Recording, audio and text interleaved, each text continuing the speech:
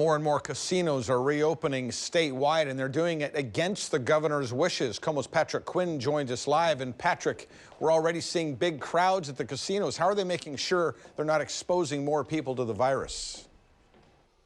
Well, Eric, every casino is going to look different, but already we're seeing some have masks mandatory. We're seeing others that will have temperatures being taken at the door. Some are limiting how many people can be at those gambling tables. Others are taking away slot machines to make sure there's enough room, and all of them pretty much are limiting capacity inside. Though if you ask the governor, this is all too much too soon. A drive-by look at Angel of the Winds Casino, where this week the Arlington Casino with a long line of cars became the first in Western Washington to reopen. Right now, 3 of the 29 tribal casinos statewide are back up and running, including the Spokane Tribe Casino today.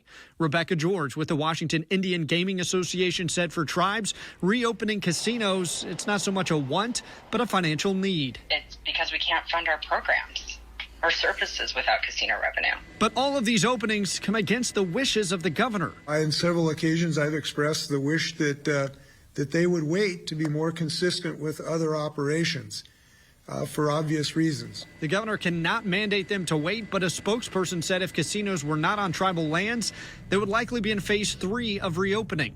George said their new protocols ensure the safety of their employees, guests, and their communities. Tribes are working closely with the governor. I think we're working closely with state and county departments of health and other key agencies and leaders to stay on top of the latest developments, and we'll continue to refine our approaches. And more casinos are bracing for a return to business. In Fife, Emerald Queen Casino will reopen Monday at 30% capacity. And from Air Forward today, that's Redmond Casino in Olympia, also set to open on Monday, planning to take temperatures at the door. The governor just hopes their bets pay off. I have been hearing from them that they're going to be very diligent in their hygiene efforts, and I hope that they're very, very successful because we want to keep people healthy. Store owners are chomping at the bit to reopen when phase 2 kicks in, hopefully at the beginning of June. On Monday this week, some stores started offering curbside pickup for customers as part of phase 1. Today, the Washington Retail Association was very optimistic that stores and retailers can do what needs to be done. KOMO's Suzanne Fon joins us live from Fremont to explain. Suzanne? Well, the Washington Retailers Association says it's been working closely with the governor's office to develop some best practices so that retail businesses, small and large, can reopen during phase 2. At Show Pony in Fremont, it's a great location to find a dress for a special event. Owner Stephanie Hara says she's doing everything to make sure her customers and employees are safe when the store opens during phase 2. Among the requirements by the state for stores to reopen, limit customers to 30% capacity of the store. I think that's going to be around maybe 4 customers maximum with 1 or 2 employees. Make sure there's 6-foot social distancing guidelines. So right now we currently have 4 fitting rooms, so I'm going to take that down to just 2 fitting rooms to keep the 6-foot distance, as well as I'm going to have to put in 6-foot markers around the store to keep distance. Frequent sanitizing of fitting rooms and clothes that customers have tried on. Face coverings for employees and customers. At Nordstrom, besides limiting the number of shoppers in stores and adding social distancing measures, there are other big changes. The store will close some fitting rooms, hold clothing for a period of time before returning it to the sales floor. Customers must pay with cards and not cash. Suspend services like alterations, beauty makeovers. While some retailers face closures or bankruptcy, Nordstrom says it's evolving and it has a strong online customer base. We've had the capability to fill online orders from our stores for a while now, and that's helped a lot. So we've continued to do that. We really have ramped that up.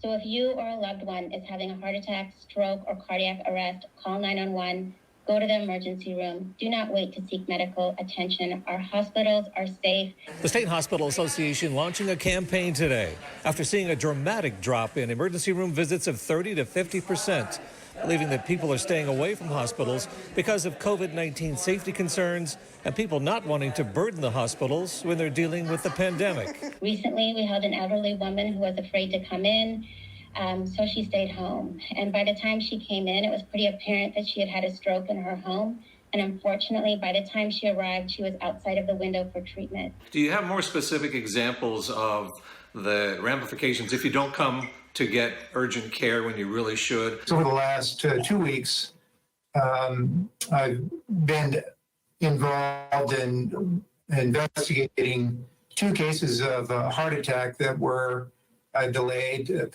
Both patients had symptoms for days, if not over a week, of chest pain and shortness of breath. And as we checked around the state, at Grays Harbor Community Hospital, this happened. The patient who neglected their fracture and eventually, because of the late presentation, had complications and ended up having an amputation. The hospitals around the state say they've taken extra safety measures and are eager to get fully running with elective surgeries. We're here for our community. We're prepared for anything that, again, the governor wants to throw at us, but we're ready to start opening up elective surgeries again and serving this community.